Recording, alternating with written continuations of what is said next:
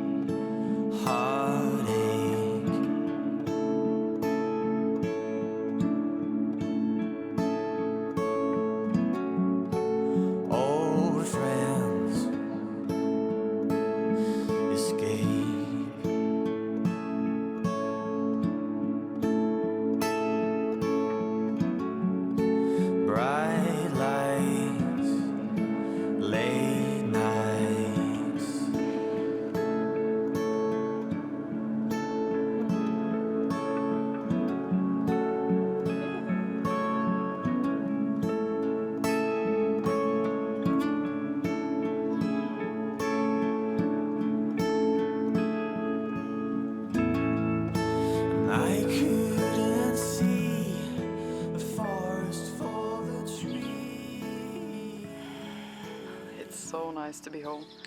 And actually it's almost not spring here anymore, it's actually summer. Today it's so warm.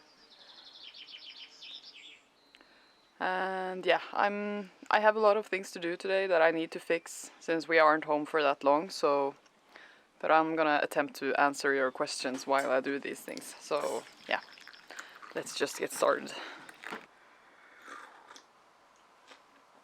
So I got like really a lot of cool questions. And this will be just like this immediate answer that I have in my mind when I receive the question. So, and I'm gonna attempt to like change my tires on my bike because I have winter tires on with like spikes on them. The first and kind of simple question is what camera I use for my drone and like what drone it is.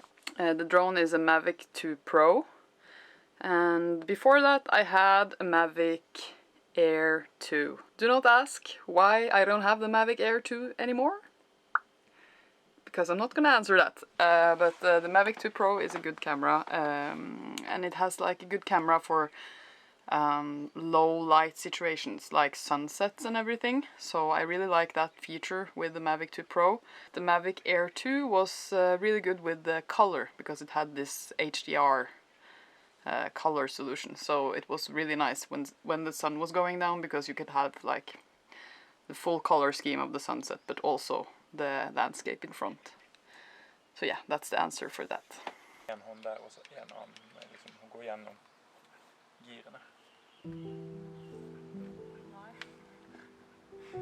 Ja, bara pröv.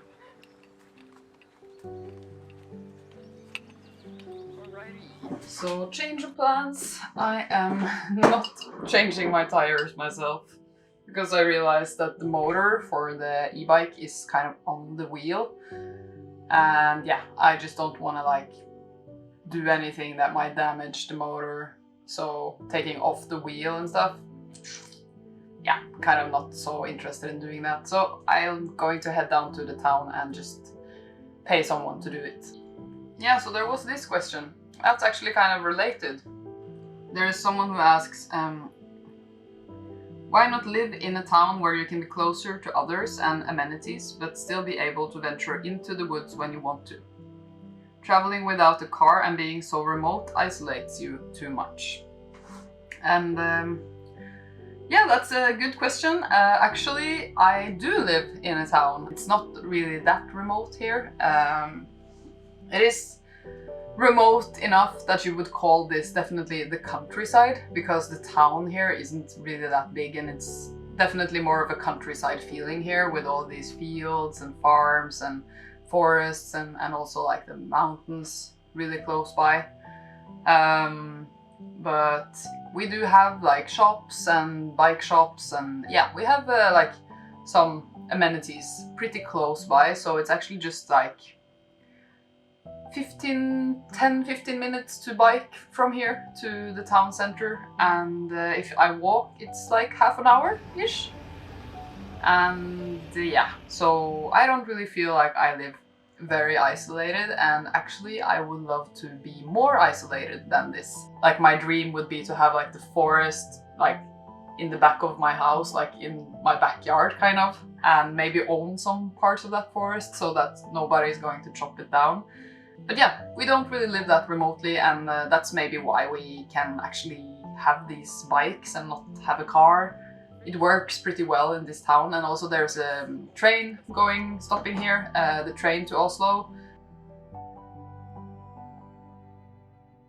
So I actually got like a lot of like kind of travel related questions, which is kind of interesting. But one of them is, are there any insider tips on landmarks and sites in the eastern part of Norway and the heartland that you guys recommend to travelers? Some time back you already covered Lillehammer, and I really love that town, but I'm also looking for some more breathtaking sites in nature outside the city and around that area. Any tips?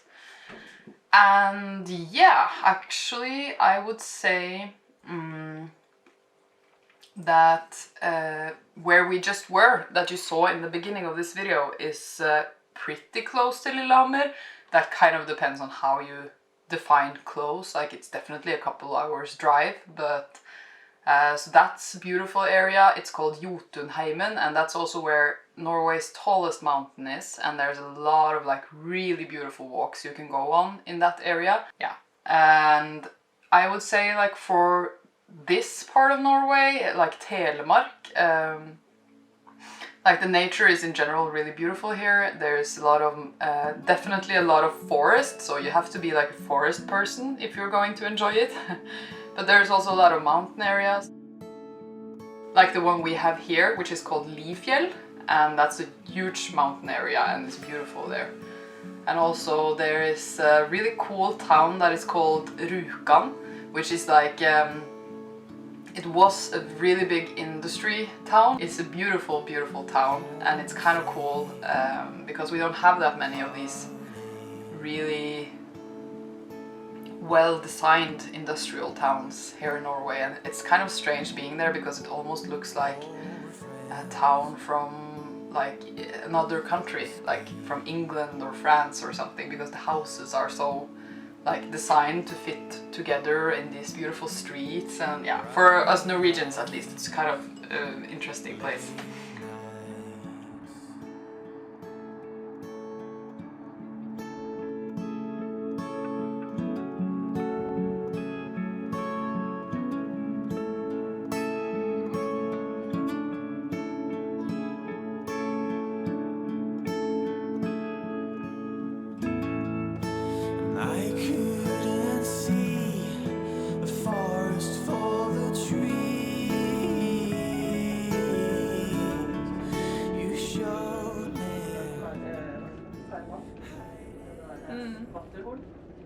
And then there's a kind of funny question that from the same person. Could you share your hair routine?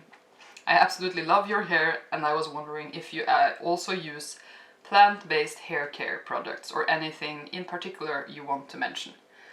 Thank you, that's very kind of you. I'm definitely not using anything very specific for my hair, like it's just how it is. And I've been using very, very mild shampoos in general is usually what I go for, because I have to wash it quite often, and if I have to wash it like every other day and using like really strong shampoos is not really good.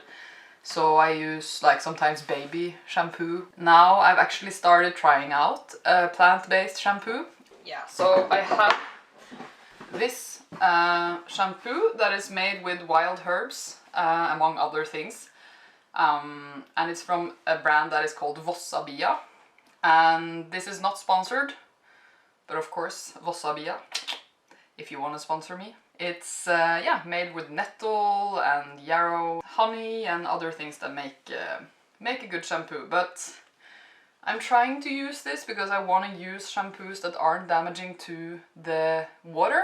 The most chemical-free products that I can, I try to use in the house. So I also have like this, like the thing that I use for my washing everything, and also for washing clothes and stuff, is from this brand that is called Sonnet, and that's also like not damaging for nature and waters. So yeah, but I feel like it doesn't.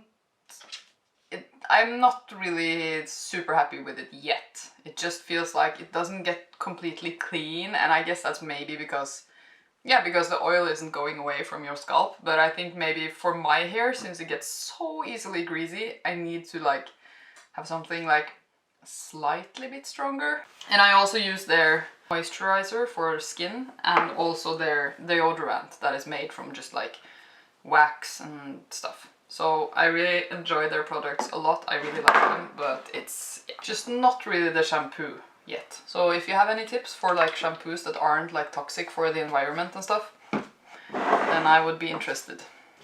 How can we help our kids find their own creative spark? I have absolutely no idea because I don't have kids. But I can say like my mother and also my father always encouraged me to just explore all these creative projects that I was doing, and they were always really supportive whenever I was doing anything creative, and also they've always made me feel like I can do whatever I want, like in life in general, and that I can work with art if I want to do that, and that I can be a writer if I want to do that. Yeah, there's one person that's writing in Norwegian. Can you talk a bit about your dialects? I love when you speak Norwegian in the videos. Yeah, I don't really have that much of a dialect, unfortunately. My parents are from Stavanger, and that's definitely a dialect, but I lost that dialect when I was about 5 because we lived in the eastern parts of Norway, and so it's very boring. But Bendik is from Bergen, so he has the like Bergen dialect, which is a bit more defined. What countries have you traveled to, and do you have any favorite places in the world? Well, yeah, I have traveled to, that's like, I'm not sure if I'm gonna like go through like a list of countries I've traveled to, because it's kind of many. The ones that really stick with me are like India and Myanmar, and I would definitely want to go back to. I traveled around India and Myanmar, and little bit Thailand as well when I was 19, and I traveled alone, and it was this like crazy experience. Yeah, it's just still kind of crazy to me that I had this experience in my life. It was just so beautiful and challenging, and also like, yeah, such a beautiful learning experience. And yeah, I stayed in India for about 4 months out of that time, and it was amazing. So I would definitely like to go back to India. And India is so huge as well, so I haven't seen, like, I've just seen like a small fraction of India. So there's so many places that I would like to travel to in India as well. And also I would like to go back to some places and visit like my friends and like people that I met along the way. I have like a sort of an Indian family there that I really would love to visit again. They were so kind to me and let me stay in their house for a very long time and just like took me in. So I would love to see them again. Okay, so I think I need to go to the town now. And then I need to, yeah, water some plants and do some stuff, but I will keep answering your questions. So just follow along.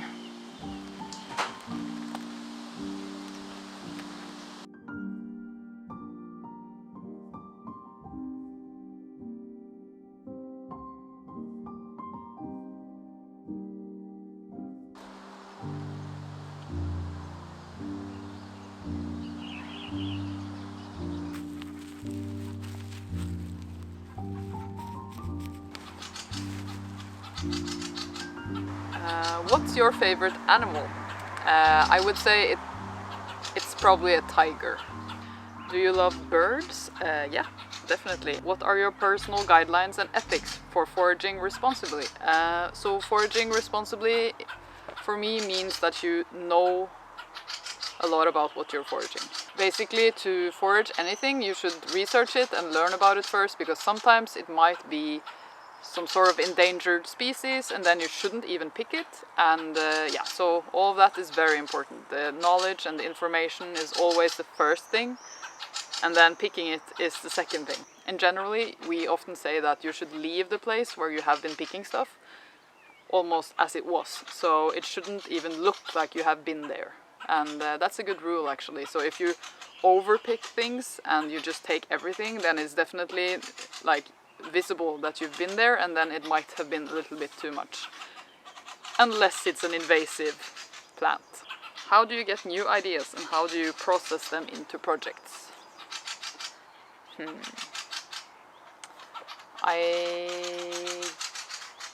I get new ideas constantly, so I don't really feel like I need to do something to get new ideas. It's just always there. This constant, like, I don't know, I have many ideas all the time. It depends on how much time I have, but if I have an idea and I really want to try it, I just kind of go and try it, and then it becomes a project. Maybe more difficult to decide which ideas I will actually make into projects and which ideas I don't have time for, so that's sometimes a process. And with the videos, I don't really have that many ideas when I make the videos. I just make them, I film, and then I create them from what I filmed, and then the idea kind of comes within the editing process in a way. And that's sometimes a little bit hard, actually, because you have to figure everything out as you go, but usually that's kind of how I do it. Do you come from a creative family? Yes, my mother is, like, among other things, a flamenco dancer and teacher.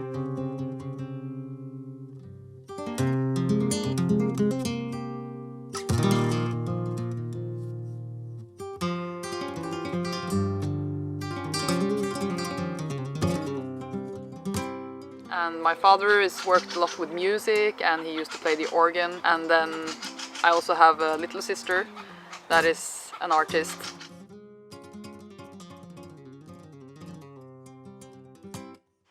And also a stepsister that is definitely very artistic and also teaching art. So, and also my stepfather is a wood carver and a sculptor. The birds up here are really having a discussion. A loud one.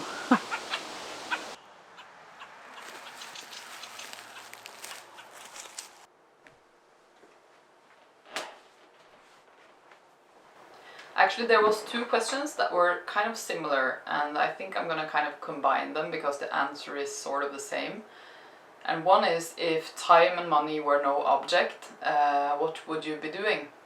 And the other one was, if you were entirely sure you couldn't fail, what would you be doing? And I think my answer for both of them is that I actually think I would be doing most of the same things that I am doing now, which makes me really happy to say. But I definitely have a few things I would be doing more of if time wasn't an object, because time is definitely slipping through my fingers like everyone else's, and maybe buy a house, my dream house in a way, that is like a bit old and charming and has like some things that you need to fix but not too many things, and whenever you go outside and you're out the door you just hear this silence. I would definitely buy that if money was no object, because I think I would be able to find it then, but now it's a bit more like we have to kind of find something that is pretty cheap but also resembles that dream in a way. And what I would also do is renovate it and learn more about renovating things, and yeah, giving the whole place a makeover. And I just really have loved so much to do the makeover project here, as you've probably seen, and it's been almost like depressing now that I'm done with all the rooms. It's like I have still small projects that I can do, but I don't have these big projects, and it's almost like a bit sad because I really enjoyed it so much, and it was also like therapy for me when I was stressed or something. It was really good to be doing those projects. So if time and money were no object and I was entirely sure I couldn't fail, I would buy a house and renovate it. Yeah, that would be really cool. But now Bendik and I am going out to, yeah, take a bath in the river. So this will be it for now. I hope you enjoyed this Q&A video. I know I'm not really good at this, but I'm trying, so please, yeah, be patient with me. Probably if I do this again, it's gonna be better. Yeah, and yeah, thank you so much everyone for all of your questions. I really enjoyed these questions. Please keep asking questions. I'm not gonna make a Q&A video for everyone, but it's so fun to just see what you're actually wondering about and what you're actually interested in.